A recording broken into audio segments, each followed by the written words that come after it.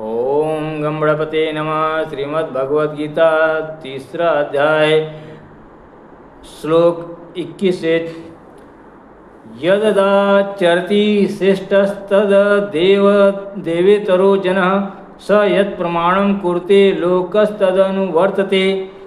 श्रेष्ठ पुरुष जो जो आचरण करता है अन्य पुरुष भी वैसा वैसा ही आचरण करते हैं। वह जो कुछ प्रमाण कर देता है समस्त मनुष्य समुदाय उसी के अनुसार बरतने लग जाता है। न मे पार्थास्ति कर्तव्यम त्रिषु लोकेषु किंचन नानवाप्तम वाप्तव्यम वर्त एव च कर्मणि।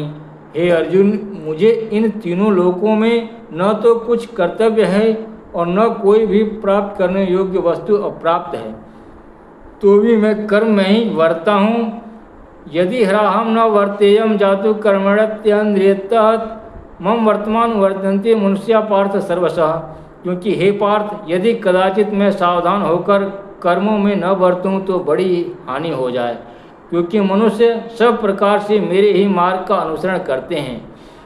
उसी देयुरु में लोका न कुर्याम कर्म चेदहम संकृष्य च कर्ता श्यामुपहन्यामिमा प्रजा।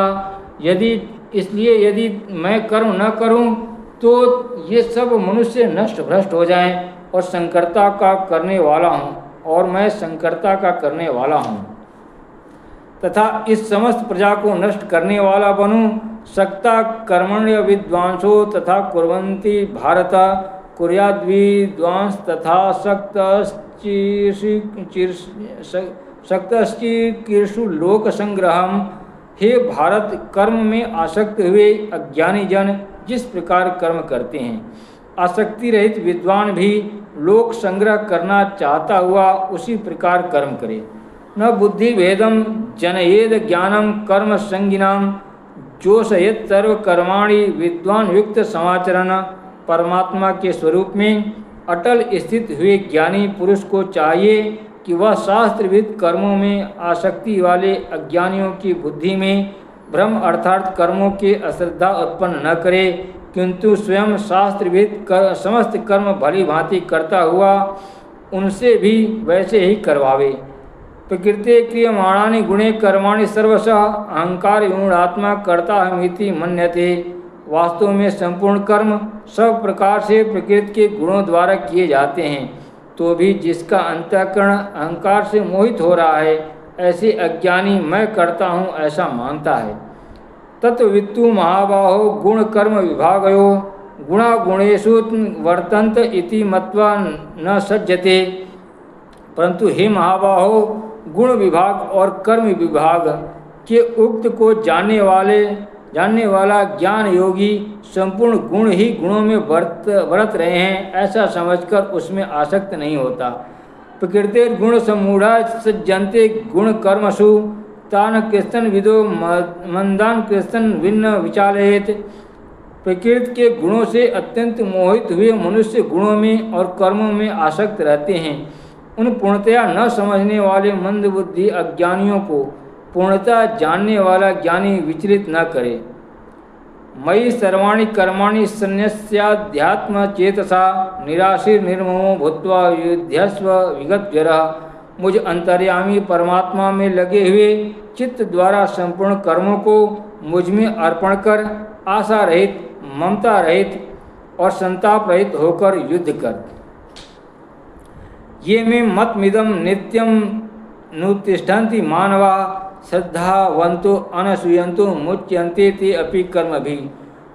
जो कोई मनुष्य दोष दृष्टि से रहित और श्रद्धा युक्त होकर मेरे इस मत का सदा अनुसरण करते हैं वे भी संपूर्ण कर्मों से छूट जाते हैं। ये तेतदभ्यसूयन्तो नानुतिष्ठन्ति मे मतम सर्वज्ञान विमूढ़ास्तान् विद्धि नष्टान् चेतसा। परंतु जो मनुष्य मुझ में दोषारोपण करते हुए मेरे इस मत के अनुसार नहीं चलते हैं उन मूर्खों को तो संपूर्ण ज्ञानों में मोहित और नष्ट हुए ही समझ। सदृशम चेष्टते स्वस्य प्रकृतिर्ज्ञानवान् अपि प्रकृतिं यान्ति भूतानि निग्रह किम करिष्यति। सभी प्राणी प्रकृति को प्राप्त होते हैं अर्थात अपने स्वभाव के परवश हुए कर्म करते हैं। ज्ञानवान भी अपनी प्रकृति के अनुसार चेष्टा करता है फिर इसमें किसी का हठ क्या करेगा। इंद्रियस्येन्द्रियस्यार्थे रागद्वेषो व्यवस्थितो तयोर्न वशमागच्छेतो ह्रास्य परिपंथनो। इंद्रिय के अर्थ में अर्थात प्रत्येक इंद्रिय के विषय राग में और द्वेष छिपे हुए स्थित हैं। अर्थात इंद्रिय के अर्थ में अर्थात प्रत्येक इंद्रिय के विषय में राग और द्वेष छिपे हुए स्थित हैं। मनुष्य को उन दोनों के वश में नहीं होना चाहिए, क्योंकि वे दोनों ही इसके कल्याण मार्ग में विघ्न करने वाले महान शत्रु हैं। श्रेयान् स्वधर्मो विगुण पर धर्मास्वनुष्ठितात् स्वधर्मे निधनम श्रेय पर धर्मो भयावह। अच्छी प्रकार आचरण में लाए हुए दूसरे के धर्म से गुण रहित भी अपना धर्म अति उत्तम है। अपने धर्म में तो मरना भी कल्याणकारक है और दूसरे का धर्म भय को देने वाला है। अर्जुनवाच अथ केन प्रयुक्तो अयम पापम चरति पुरुषः अनिच्छन्नपि वासने बलादिव नियोजितः। अर्जुन बोले, हे कृष्ण, तो फिर वह यह मनुष्य स्वयं न चाहता हुआ भी बलात् लगाए हुए की भांति किससे प्रेरित होकर पाप का आचरण करता है। श्री भगवानवाच काम एष क्रोध एष रजोगुण समुद्भव महासनो महापापमा विधेयन मिह वैरिणम। श्री भगवान बोले, रजोगुण से उत्पन्न हुआ यह काम ही क्रोध है। यह बहुत खाने वाला अर्थात भोगों से कभी न अघाने वाला और बड़ा पापी है।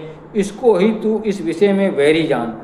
धूमे न व्रियते वह्निर्यथा दर्शो मलेन च यथोल्बे नावृतो गर्भस्तथा तेनेदमावृतम। जिस प्रकार धुएं से अग्नि और मैल से दर्पण ढका जाता है और जिस प्रकार जेर से गर्भ ढका रहता है, वैसे ही उस काम के द्वारा यह ज्ञान ढका रहता है। आवृतम ज्ञान मेतेन ज्ञानिनो नित्य वैरिणा काम रूपेण कौन्ते दुष्प्रेरणा लेन च। और हे अर्जुन, इस अग्नि के समान कभी न पूर्ण होने वाले काम रूप ज्ञानियों के नित्य वैरी के द्वारा मनुष्य का ज्ञान ढका हुआ है।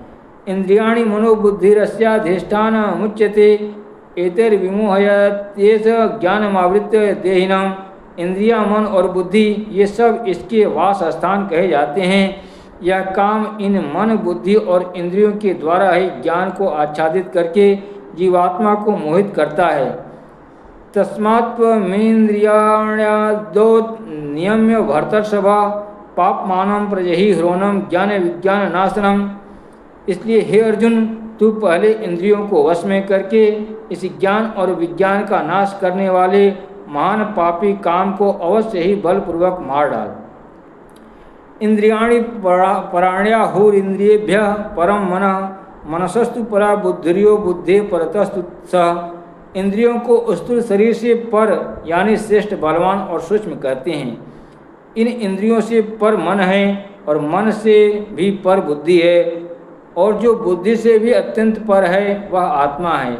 एवं बुद्धे परम बुद्ध्वा संस्तभ्यात्मात्मना जहि शत्रु महाबाहो काम रूपम दुरासदम।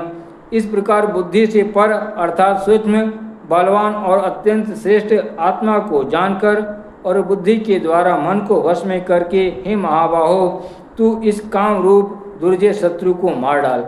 ओम तत्सदिति श्रीमद्भगवद्गीतासूपनिषत्सु ब्रह्मा विद्यायां योगशास्त्रे श्रीकृष्ण अर्जुन संवादे कर्मयोगे नाम तृतीयोऽध्यायः।